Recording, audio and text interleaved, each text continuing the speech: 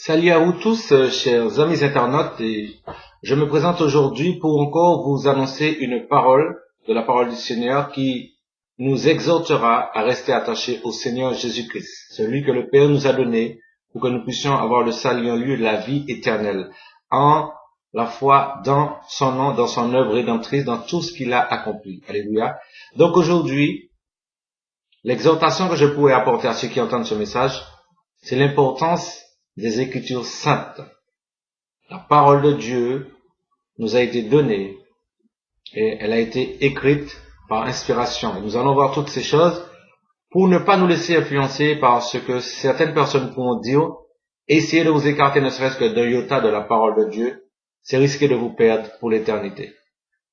Que Dieu vous ouvre l'entendement, l'intelligence, que vous puissiez saisir quelle est cette exhortation.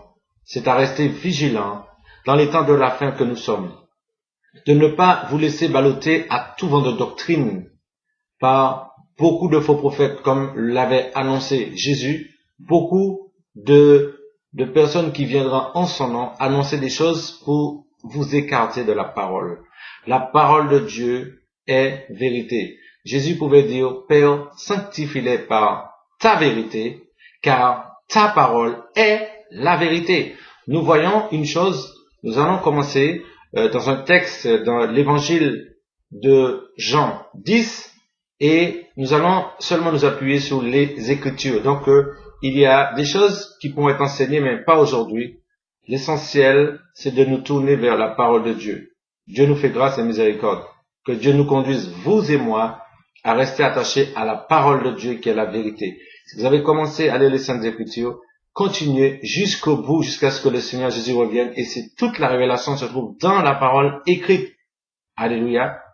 Que Dieu soit béni. Donc, je vais prendre le texte dans Jean 10 à partir du verset 32.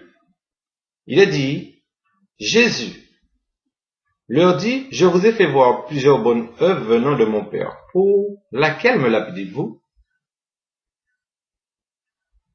Les Juifs lui répondirent, ce n'est point pour une bonne œuvre que nous te l'appelons, mais pour un blasphème parce que toi, qui es un homme, tu te fais Dieu. Jésus leur dit, n'est-il pas écrit?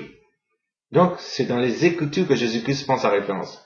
Dans votre loi, la loi que Dieu avait donnée à Moïse, qu'ils ont, j'ai dit, vous êtes des dieux, d'accord? Si elle a appelé Dieu ceux à qui la parole de Dieu est adressée, écoutez bien ce qui va suivre. Et si l'écriture ne peut être anéantie, celui que le Père a sanctifié et envoyé dans le monde, vous lui dites, tu blasphèmes. Et cela parce que j'ai dit, je suis le Fils de Dieu. Point. Donc, Jésus dit clairement que l'écriture ne peut être anéantie. Donc, si des personnes viennent vous dire qu'aujourd'hui nous pouvons nous passer de la parole pour essayer de marcher par l'esprit, je voudrais savoir de quel esprit en est-il. Je voudrais savoir si c'est l'esprit qui est conforme à la parole de Dieu, car Jésus-Christ nous a bien dit qu'il nous enverra un consolateur, mais qui ne parlera pas de lui-même. Le consolateur qui parlera de ce qui est à Jésus et qu'il nous annoncera les choses à venir tout en étant conforme aux Écritures qui nous ont été données. Alléluia. Donc, faisons bien attention à ne pas diminuer la parole de Dieu parce que nous pensons avoir des choses plus que les autres et nous pouvons nous égarer très facilement à partir du moment où nous sortons des Écritures saintes dans la simplicité qui nous a été donnée pour aller dire quelque chose qui n'est plus en accord avec la parole de Dieu, eh bien nous sommes en danger.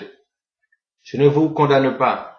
Par l'amour de Dieu, si vous avez fait cela, il est temps de vous repentir. Jésus a dit que nous pouvions nous repentir et de revenir à notre premier amour. Quand nous avons commencé les Saintes Écritures, comme nous étions attachés aux Saintes Écritures, il y avait une joie et si nous nous décalons un peu, ne serait-ce qu'un instant, nous voyons qu'il y a un changement qui se passe dans notre vie.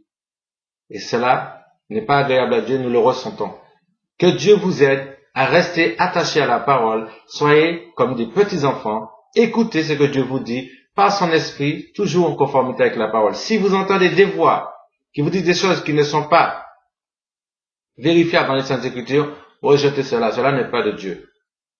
La parole et l'esprit sont unis pour l'avancement du règne de Dieu. Que Dieu soit béni. Nous allons un peu plus loin dans les Saintes Écritures et vous allez voir que la Bible dit dans l'épître au Timothée, 2 Timothée 3, verset 16, il a dit que toute l'écriture est inspirée de Dieu et utile pour enseigner, pour convaincre, pour corriger, pour instruire dans la justice, afin que l'homme de Dieu soit accompli et propre à toute bonne œuvre. Amen. Toute l'écriture. Donc l'écriture ne peut être anéantie et le Saint-Esprit donne aux hommes à écrire. Le livre a été scellé. Tout ce qui est dans la parole de Dieu, dans l'Apocalypse, il nous est dit, à la fin de l'Apocalypse, de ne retrancher ni rajouter rien du tout. Parce qu'on risque d'avoir des fléaux qui ont été annoncés dans ce livre sur nos vies. Donc, nous ne pouvons pas avoir des doctrines qui diffèrent. Il y a la doctrine de Jésus, le Christ.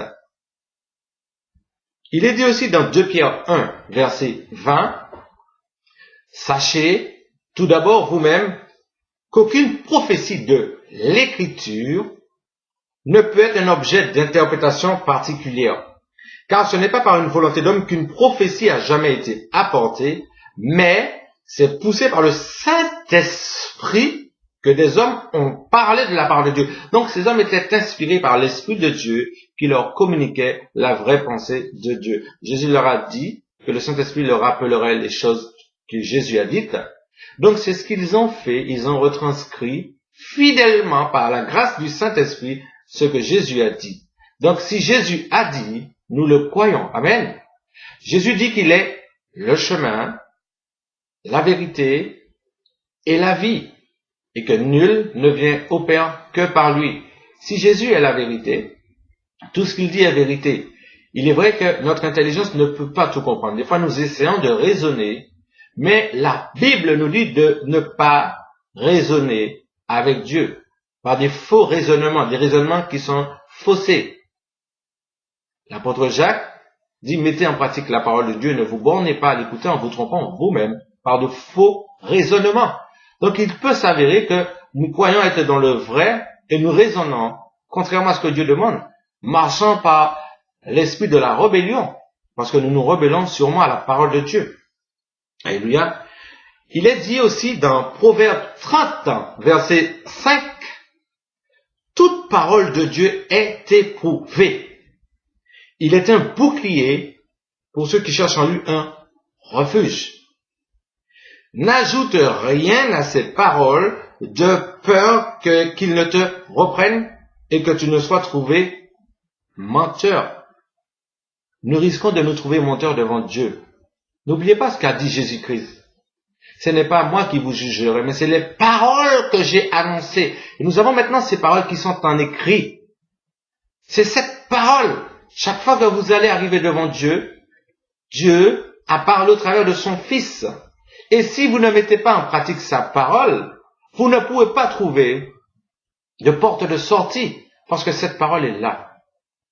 Et cette parole vous condamnera si vous ne voulez pas vous mettre en accord avec cette parole. Bien-aimés, nous devons faire attention. Je vais prendre un autre verset dans la parole de Dieu. Il est dit dans Romains 3, verset